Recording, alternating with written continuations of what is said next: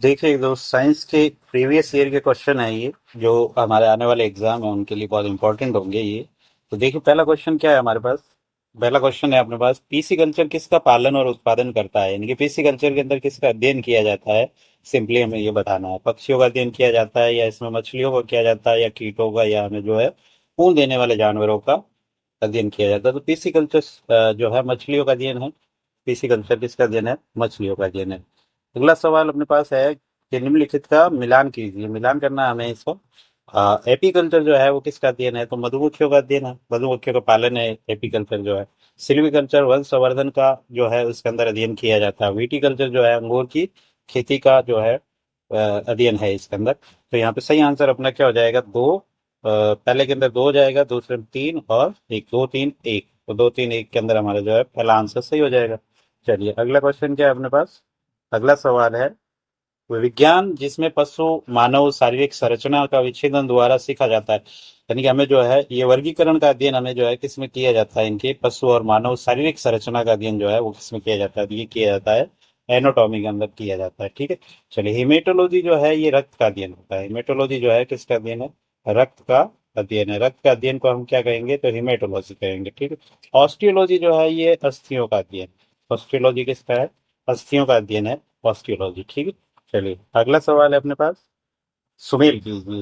इसके अंदर कुछ उपकरण दे रखे हैं हमें, और इधर जो है मापी जाने वाली राशि दे रखी है, तो इसका हम मिलान करना है कि हाइग्रोमीटर जो होता है, हाइग्रोमीटर से हम क्या मापते हैं, तो हाइग्रोमीटर जो होता है इससे हम अपेक्षित आर्द्रता मापते हैं, और हाइड्रोमीटर जो होता है उससे अपेक्षित घनत्व मापते हैं। लैक्टोमीटर से दूध का घनत्व मापा जाता है, और रेडियोमीटर से जो है विकिरण को मापा जाता है। तो यहाँ पे सही आंसर क्या हो जाएगा, पहले पहले के अंदर हो जाएगा तीन, हो जाएगा पहले के अंदर तीन, दूसरे के अंदर जो है एक हो जाएगा, दूसरे के अंदर एक, और तीसरे में चार, और चौथे में दो। तो हमारा सही आंसर हो जाएगा यहाँ पे दो नंबर वाला। ठीक।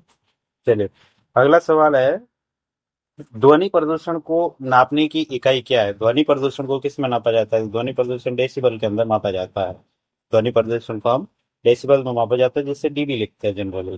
ठीक है। चलिए अगला सवाल क्या है। अगला सवाल है, अंतरराष्ट्रीय मात्रक पद्धति में पास्कल किसका मात्रक है। पास्कल जो होता है वो मात्रक होता है दाब का।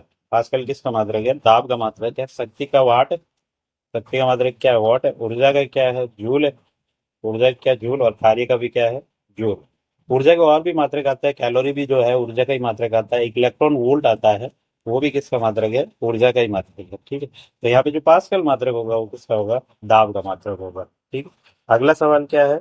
अगला सवाल है अपने पास, प्रोफेसर एस सी माहेश्वरी अपने योगदान के लिए जाने जाते हैं। प्रोफेसर एस सी माहेश्वरी जो है वो किसके लिए जाने जाते हैं, प्रोफेसर एस माहेश्वरी जो है पादप उत्तक संवर्धन क्षेत्र में जाने जाते हैं। पादप उत्तक संवर्धन के अंदर इन्होंने काम किया था। बहुत अच्छा क्वेश्चन है ये, डिप्टी कमांडेंट एग्जाम 23/8/2020 को आया हुआ क्वेश्चन है। जनरली ऐसे सवाल आए ही नहीं है पहले, लेकिन ये क्वेश्चन बहुत अच्छा क्वेश्चन है और ये आया हुआ है। ठीक है। तो ये जो प्रोफेसर एस सी माहेश्वरी है, ये पादप उत्तक संवर्धन क्षेत्र में काम किया था इन्होंने। चलिए अगला सवाल है अपने पास, पीएच स्केल की खोज किसने की है। पीएच स्केल की खोज सोरेनसन ने की है। पीएच स्केल की खोज किसने की है, सोरेनसन ने। और हम जानते हैं कि पीएच स्केल जो है इस पर जीरो से कितने तक, 14 तक मान लिखा होता है। सात पे क्या होता है, उदासीन होगा। अगर सात से कम मान है तो वो विलेन कैसा होगा, अम्लीय होगा। और सात से ज्यादा अगर है तो वो कैसा होगा, क्षारीय होगा। ठीक है। तो ये पीएच स्केल है, ये पोटेंशियल ऑफ हाइड्रोजन यानी कि H प्लस आयन की सांद्रता को मापता है। किस कोई भी अम्ल जो है कितना प्रबल है, या कोई क्षार जो है वो कितना प्रबल है, इसकी जानकारी हमें किससे मिलती है, पीएच स्केल से मिलती है। यहाँ पे प्रोफेसर ये हेनरी मॉसले जो है, इसने आधुनिक आवर्त सारणी बनाई है। रोंटेजन एक्स किरणों की खोज करने वाला है। ठीक है। चलिए नेक्स्ट क्वेश्चन है अपने पास। अगला सवाल क्या है कि वाहनों के टायरों की बाहरी सतह जो होती है उसको नालीदार बनाया जाता है। ऐसा क्यों किया जाता है, घर्षण बढ़ाने के लिए, या घर्षण घटाने के लिए, या टायरों को आकर्षण बढ़ाने हेतु, या टायरों की ताकत बढ़ाने हेतु। तो ये टायरों के बाहरी सतह जो नालीदार बनाई जाती है, एक्चुअली इससे जो है घर्षण को बढ़ाया जाता है। घर्षण को बढ़ाने से क्या होता है कि उसमें स्थायित्व आता है। अगर घर्षण कम होगा तो फिर टायर फिसल जाएंगे। तो इस घर्षण को बढ़ाने के लिए जो है टायरों को नालीदार बनाया जाता है। और ऐसा माना जाता है कि घर्षण एक ऐसी आवश्यक बुराई है जो होना जरूरी है। अगर घर्षण नहीं होगा तो हम चल भी नहीं पाएंगे। ठीक है। चलिए नेक्स्ट क्वेश्चन क्या है अपने पास। अगला सवाल है, उष्मा संचरण की किस विधि द्वारा सूर्य से उत्सर्जित उष्मा पृथ्वी तक पहुंचती है। तो उष्मा संचरण की तीन विधियां आती है, हमें पता है, एक सेवन आता है, चालन आता है और एक विकिरण आता है। ठीक है, गैसों के अंदर जनरली उष्मा का संचरण जो है सेवन से होता है। चालन ठोसों के अंदर जो है चालन विधि से उष्मा का संचरण होता है। और ये जो सूर्य सूर्य से जो उत्सर्जित है उष्मा, वो पृथ्वी तक जो पहुंचती है वो विकिरण के माध्यम से पहुंचती है। किसके माध्यम से? विकिरण के माध्यम से पहुंचती है। अगला सवाल क्या है? अगला सवाल है अपने पास, चलिए नेक्स्ट क्वेश्चन है, पहाड़ पर चढ़ता हुआ व्यक्ति आगे की और क्यों झुक जाता है? पहाड़ पर चढ़ता हुआ व्यक्ति आगे की ओर थकान के कारण नहीं, वेग अधिक करने के लिए नहीं, स्थायित्व बढ़ाने के लिए।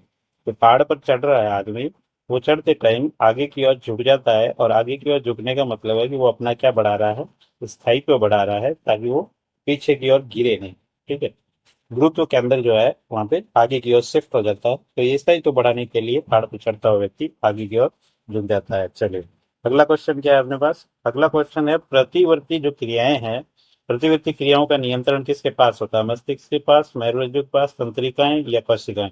तो प्रतिवर्ती क्रियाओं का जो नियंत्रण होता है वो किसके द्वारा होता है? मेरुरज्जु के द्वारा होता है। चलिए अगला सवाल क्या है अपने पास? अगला सवाल है, निम्नलिखित में से मनुष्य निम्नलिखित में से मनुष्य का सबसे बड़ा भाग कौन सा? मस्तिष्क का सबसे बड़ा भाग कौन सा है? तो मस्तिष्क का सबसे बड़ा भाग जो है वो होता है प्रमस्तिष्क। मस्तिष्क का सबसे बड़ा भाग कौन सा है? प्रमस्तिष्क होता है, जिसको हम जो है सेरेब्रम भी बोलते हैं। क्या बोलते हैं? सेरेब्रम भी बोलते हैं। ये मस्तिष्क का सबसे बड़ा भाग है। अग्र मस्तिष्क का भाग होता है, क्योंकि मस्तिष्क के तीन भाग होते हैं, एक अग्र मस्तिष्क होता है, एक मध्य मस्तिष्क होता है, और एक क्या होता है? पश्च मस्तिष्क होता है। ठीक, ये जो अनुमस्तिष्क होता है ये पश्च मस्तिष्क का भाग होता है, जो हमारे शरीर की संतुलन को हमारे शरीर का संतुलन बनाता है, ये अनुमस्तिष्क। ठीक है, और ये जो प्रमस्तिष्क है ये मस्तिष्क का सबसे बड़ा भाग है, और ये हमारी जो यादाश्त है, या हम जो सोचते हैं, हमारी जो इच्छा शक्ति है, ये सारी चीजें जो है प्रमस्तिष्क के द्वारा की जाती है। ठीक है, चलिए अगला सवाल क्या है? मानव शरीर की सबसे बड़ी ग्रंथि कौन सी? मानव शरीर की सबसे बड़ी ग्रंथि यकृत है, अग्नाशय, अधिवृक्क या थाइमस? तो मानव शरीर की सबसे बड़ी ग्रंथि ऑब्वियस है, यकृत है। यकृत को हम जो है लिवर भी बोलते हैं। ठीक है, जो पित्तरस का निर्माण होता है वो किसके अंदर होता है? यकृत के अंदर होता है। और पित्तरस का जो संग्रहण होता है वो किसके अंदर होता है? पित्ताशय के अंदर होता है। किसके अंदर होता है? पित्ताशय के अंदर। ठीक है, तो मानव शरीर की सबसे बड़ी ग्रंथि जो है वो यकृत है, और यकृत बाह्य स्त्रावी ग्रंथि। ठीक है, अग्नाशय जो है ये अंतःस्त्रावी और बहिस्त्रावी दोनों प्रकार की ग्रंथि है। इंसुलिन हार्मोन का जो हम नाम सुनते हैं, इंसुलिन, ये इंसुलिन हार्मोन जो है हमें अग्नाशय ग्रंथि से ही मिलता है। ये अधिवृक्क ग्रंथि है, एड्रिनल ग्रंथि जिसको हम बोलते हैं। और एड्रिनलिन हार्मोन जो होता है, जिसको हम करो या मरो का हार्मोन कहते हैं, वो हार्मोन एड्रिनलिन हार्मोन जो हमें अधिवृक्क ग्रंथि से मिलता है। थाइमस ये वक्ष के अंदर पाई जाती है, और हमारे जो इम्यून सिस्टम होता है, इम्यून सिस्टम यानी कि प्रतिरक्षा तंत्र का निर्माण करती है, कौन सी? थाइमस ग्रंथि करती है। ठीक है, तो इस क्वेश्चन का जो आंसर होगा वो क्या हो जाएगा? यकृत हो जाएगा। ठीक है, चलिए अगला सवाल क्या है अपने पास? भोजन को निगलते समय कौन सा भाग इसे श्वास नाल में उतारता है? श्वास नाल के अंदर जाने से रोकता है। कौन सा भाग जो है श्वास नाल के अंदर जाने से रोकता है? एपिग्लोटिस, लैरिक्स, फेरिक्स या ग्लॉटिस? तो श्वास नाल के अंदर जाने से जो भोजन को रोकता है वो होता है एपिग्लोटिस, क्योंकि भोजन मुख्य गुहा से ग्रहणी के अंदर जाता है, और एक ग्रहणी यहाँ पे जो है श्वसन की भी होती है। इसके बीच में यहाँ पे जो है एपिग्लोटिस होता है। जैसे ही यहाँ से खाना जाएगा तो ये एपिग्लोटिस जो है श्वास नाल के द्वार को क्या कर देता है? बंद कर देता है। तो ये जो एपिग्लोटिस है ये श्वास नाल के अंदर खाने को जाने से रोकता है। ठीक, चलिए अगला सवाल क्या है? श्वसन किस प्रकार की प्रक्रिया है? उपचयी टाइप की है, या ऊष्माशोषी, या ऊष्माक्षेपी, या ऊर्जा शोषी? तो श्वसन जो है ये ऊष्माक्षेपी अभिक्रिया है, क्योंकि इसके अंदर ऊर्जा जो है वो उत्सर्जित होती है। ऊर्जा क्या होती है? उत्सर्जित है। और जिससे ऊर्जा उत्सर्जित होती है उसको हम ऊष्माक्षेपी बोलते हैं, और जिसके अंदर ऊर्जा ली जाती है उसको हम ऊर्जा ऊष्माशोषी बोलते हैं। ठीक है, तो श्वसन के टाइम ऊर्जा जो है वो ऊष्मा जो है वो क्या है?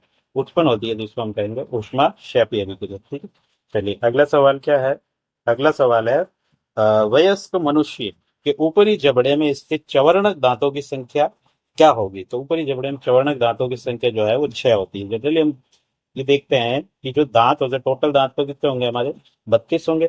16 निचले जबड़े में होंगे और 16 किस में होंगे? ऊपर वाले जबड़े में होंगे। दोनों मिला के कितने होंगे? 32 दांत होंगे। तो यहाँ पे जो चवर्णक दांत होते हैं तो एक साइड के अंदर कितने होते हैं? 3 होते हैं। तो 3 ही किस तरफ होंगे? इस तरफ होंगे चवर्णक दांत।